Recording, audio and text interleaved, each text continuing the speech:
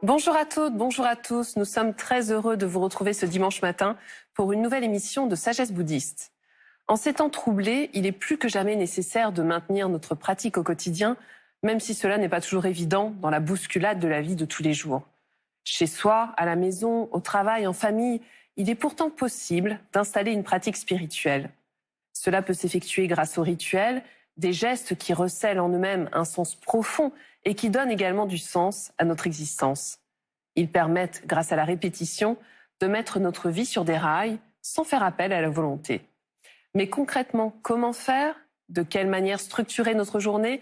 Face à quelles difficultés peut-on se retrouver et comment y faire face?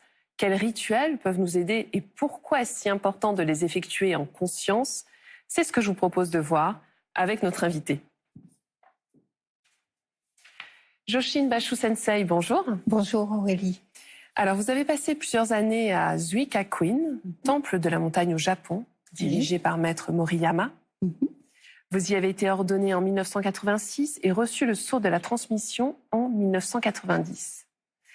En 1991, à la demande donc de votre maître, vous avez fondé la demeure sans limite en Ardèche. Alors, si aujourd'hui vous êtes retiré de la charge du temple, vous continuez à enseigner, notamment à des groupes, et vous dirigez aussi des journées de zazen et de retraite dans différents lieux. C'est vrai. Merci d'être avec nous aujourd'hui. Alors, vous dirigez des journées de retraite, notamment en ville. Donc, c'est des retraites en ville. En quoi ça consiste?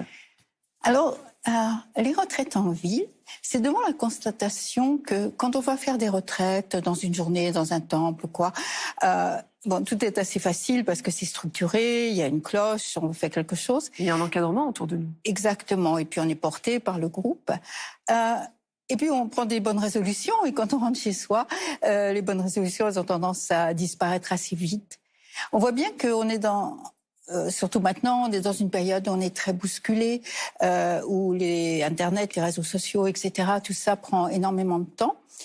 Et j'ai pensé que c'était vraiment important d'aider les personnes dans le monde à construire leur pratique, en fait. Parce que la pratique, elle est donc toute construite quand ils viennent en retraite, mais ensuite, qu'est-ce qu'on fait, par où on commence, par qu'est-ce qu'on prend, enfin voilà. Oui, les personnes sont un peu désœuvrées en fait. Voilà. Et donc j'ai proposé des retraites en ville. En ville, ça veut dire sont des retraites qui sont faites dans le cadre de leur vie quotidienne, chez soi, avec son travail, avec sa famille, etc. Et je me suis adressée pour commencer aux personnes les plus anciennes dans leur pratique, donc celles qui sont engagées avec moi. Déjà des pratiquants. Voilà, déjà pratiquants et pratiquants plus anciens. Parce que je trouvais qu'il fallait déjà avoir incorporé, en quelque sorte, une grande partie de la pratique en soi pour pouvoir ensuite la redonner dans sa vie quotidienne. Donc je me suis dirigée vers les personnes les plus anciennes et je leur ai proposé de prendre entre 4 et 5 jours dans leur quotidien pour transformer ce quotidien, ou plus exactement mêler en quelque sorte au quotidien toute leur pratique. Donc ça consiste en 2 parties. D'une part, on travaille sur un thème parce qu'on a toujours besoin d'étudier. Par exemple, on a travaillé beaucoup sur la parole juste, on a travaillé sur les branches de l'octuple sentier, sur les préceptes, sur la gratitude, sur le don, etc. On prend un thème et moi je propose des textes que les personnes lisent et commentent. Et à côté de ça, il y a les pratiques. Ça veut dire que dans sa vie quotidienne, les personnes vont essayer de rentrer un certain nombre de pratiques. Alors, lesquelles? Chronologiquement, peut-être? Alors, pour commencer, il y a les piliers, en quelque sorte. Les piliers, c'est de prendre quelques minutes de zazen, de méditation, matin et soir. Ça, c'est la première chose. Et puis, un autre pilier, pour moi, c'est la pratique de gassho. Cette pratique de se réunir et puis de s'incliner, de redonner. Ça, pour moi, c'est une pratique pilier. Et pourquoi d'ailleurs c'est une pratique pilier pour vous? Ah, parce que... Alors, déjà, il y a une chose qui est très bien, parce qu'on ne peut pas me dire « je n'ai pas le temps ». Parce que généralement, les personnes me disent « j'ai pas le temps ». Je ne fais rien.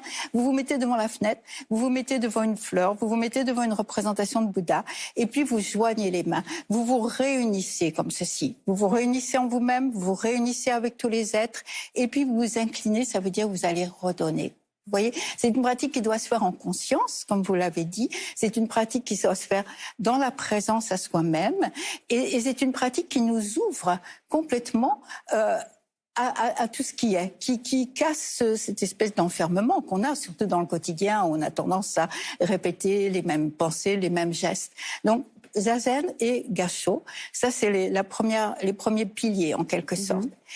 Et puis, il y a aussi l'importance de pouvoir être en présence, être là.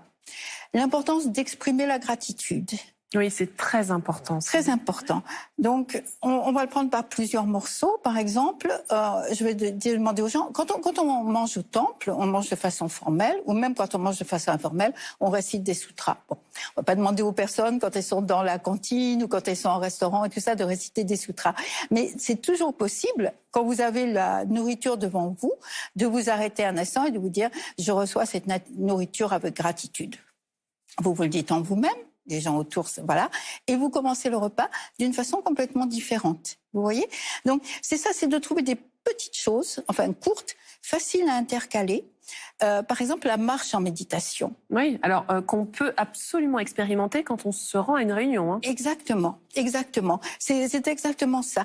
Il faut penser à l'endroit où on va la faire. En fait, vous voyez, parce que comme vous venez de le dire, je viens à la réunion, eh bien, je vais marcher en présence, complètement. C'est pas comme on marche au temple, entre deux zazen, hein, mais on va être en présence, on va sentir le poids sur son corps, on va sentir l'air, on va être attentif à ce qu'il y a autour.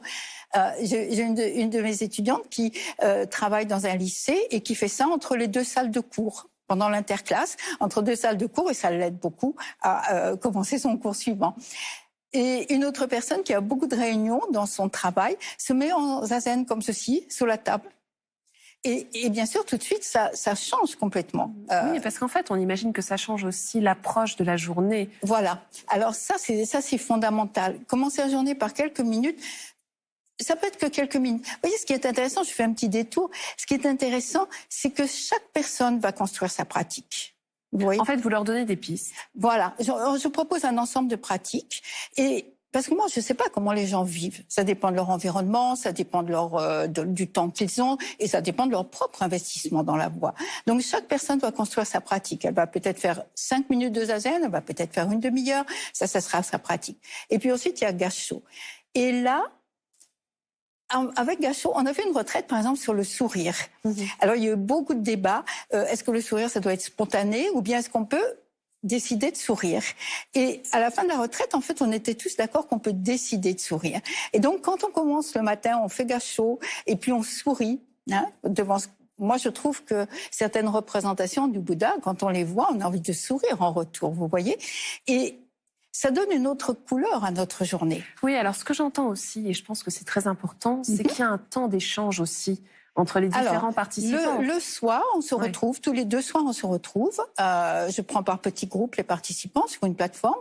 Et à ce moment-là, il y a un échange, surtout entre eux, pour dire qu'est-ce qu'ils ont pu faire, qu'est-ce qu'ils n'arrivent pas à faire, qu'est-ce qui est difficile, qu'est-ce qui est oublié, qu'est-ce qui est systématiquement oublié, bien sûr. C'est pas un problème, hein. On n'essaye pas de faire quelque chose, on essaye d'aller vers.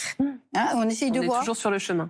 Exactement. On essaye de voir qu'est-ce qui rentre rapidement, ça va être différent suivant les personnes, et on essaye de voir qu'est-ce qu'on peut mettre et qui va permettre de, comment dire, pour moi, ce qui est important, c'est que la pratique, ça va pas changer nos journées, parce que les journées des gens, c'est leur journée, avec tout ce qui se passe, qui marche pas, etc.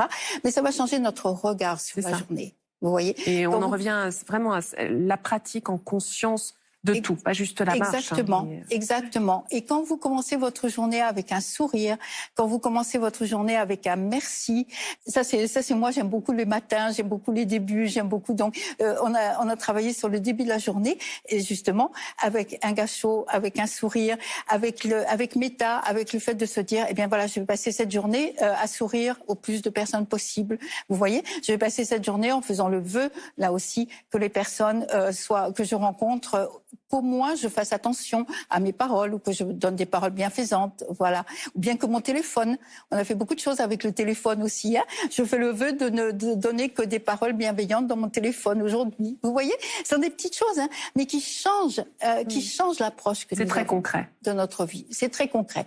Comment termine-t-on la journée alors? Parce que c'est important aussi le rituel du soir. Hein. Alors le soir, à un moment, on avait fait une chose et je trouve que c'était intéressant. On avait fait un cahier de gratitude. Parce que même une journée qui est vraiment ratée, qui était ratée depuis le début, et puis on a été contrarié toute la journée, et puis rien n'a marché, et on rentre, on est trempé parce qu'il pleuvait pour finir. Même une journée comme ça, si on fait un effort, on regarde et on va trouver des petits rayons de lumière. On va trouver un sourire, on va trouver un geste. Ce sera peut-être pas le nôtre, ce sera quelque chose qu'on aura vu dans la rue. On va trouver une occasion de dire merci. On aura commencé la journée en disant merci et on termine la journée en disant merci. Vous voyez? Donc, c'est complètement une autre approche de notre vie. Et c'est, comment dire, c'est mettre fin à une sorte de fossé qu'il peut y avoir entre le zazen et la pratique dans le temple, et puis après le quotidien. Et les deux choses vont se... Ça s'harmonise en fait. Voilà, elles vont se mélanger, elles vont s'interpénétrer. Vous voyez, il y aura plus cette différence. Là c'est ça et là c'est ça. Et à ce moment-là, ça nous permet de vivre le dharma, mais encore une fois d'une façon très simple. Ça demande pas de rentrer dans un temple, ça demande pas de passer des heures parce que les gens n'ont pas des heures. C'est accessible à tout le monde en fait. Voilà, c'est accessible à tout le monde. Et alors justement, est-ce que vous avez noté un changement, une demande peut-être plus forte lors de la période qu'on vient de traverser pendant le Covid? Alors là, ça a été très fort au tout début. Au moment du premier confinement, ça a été vraiment très fort. Bon, pour nous, en tant que monastique, ça changeait pas beaucoup de choses parce qu'on a un horaire à l'intérieur. Mais on a vu comme c'était difficile. Et grâce à ma webmaster, on a mis tout de suite en route une chaîne YouTube. Et on était les 3 nonnes confinées ensemble. Et on a proposé Zazen, matin et soir. Et ça, c'était vraiment important. Et les gens m'ont dit, vous avez senti que vous avez répondu à une attente. Voilà. Hein, et ça donnait aux gens le fait de se lever, de savoir ce qu'il y avait à faire à 8h30. On était habillés, on était devant le mur, on avait son ordinateur et on a pris l'habitude de travailler avec l'ordinateur. On a pris l'habitude de faire des retraites ou en tout cas des zazen, au moins gacho, chanter la cérémonie avec l'ordinateur. Ce qui fait que j'ai continué cette chaîne YouTube. Je la continue actuellement 3 fois par semaine. Je propose un zazen, un court enseignement et une rencontre. Et là aussi, ça permet de structurer parce que faire zazen seul, c'est difficile. Hein. Mais quand on s'assoit, qu'on sait qu'il y a d'autres personnes, qu'on peut voir une autre personne en zazen. Et encore une fois, ça aurait été extraordinaire il y a quelques années, mais on est bien habitué maintenant à travailler avec les écrans. Et bien, quand on peut voir ça, eh bien, ça nous donne une énergie pour là aussi commencer ou terminer la journée. Merci infiniment, Joshin Basho Sensei, pour ce beau partage. Merci. Merci beaucoup. Merci. Et si vous souhaitez continuer cette exploration, voici quelques ouvrages que nous vous proposons, avec tout d'abord 2 livres de notre invité. Tout ce qui compte en cet instant, Journal de mon jardin zen, dans la collection Point Vivre de Desclés de Brouwer. Proche de la nature et du silence, Joshin Basho, qui a choisi de vivre dans un temple zen, nous invite à un voyage vers notre jardin intérieur. Il ne s'agit pas de s'extraire du monde, comme on l'a vu, de son fracas et de sa fureur, mais d'apprendre à le regarder autrement, à réorienter notre regard. Un livre plein de poésie pour adoucir le quotidien, pour être plus présent à la vie. Une saison en méditation, publiée aux éditions du Cerf. De Paris au Japon, du Japon au plateau Ardéchois, Joshin Basho nous adresse des lettres d'éveil et de réveil pour apprendre l'art du vagabondage créatif à travers les saisons de la nature et les âges de la vie. Le Zen, un chemin vers la plénitude, de Gérard Pilet, publié chez l'Harmattan. L'auteur Maître Zen invite ici à retrouver le véritable chemin du Zen. Il présente avec profondeur et clarté les thèmes fondamentaux des enseignements du Bouddha et des maîtres de cette tradition. La doctrine de la non-dualité, le rapport entre l'éveil et l'illusion ou encore la fameuse notion de karma. Je vous signale enfin le dernier numéro de Sagesse bouddhiste, le MAG, dont le dossier s'intitule « Libérer l'esprit, s'éveiller pas à pas ou comment activer l'esprit d'éveil dans le quotidien » comprendre son fonctionnement et cultiver la compassion. C'est la fin de cette émission. Vous pouvez la revoir pendant 1 mois sur France.tv. Nous vous souhaitons un très beau dimanche. À la semaine prochaine.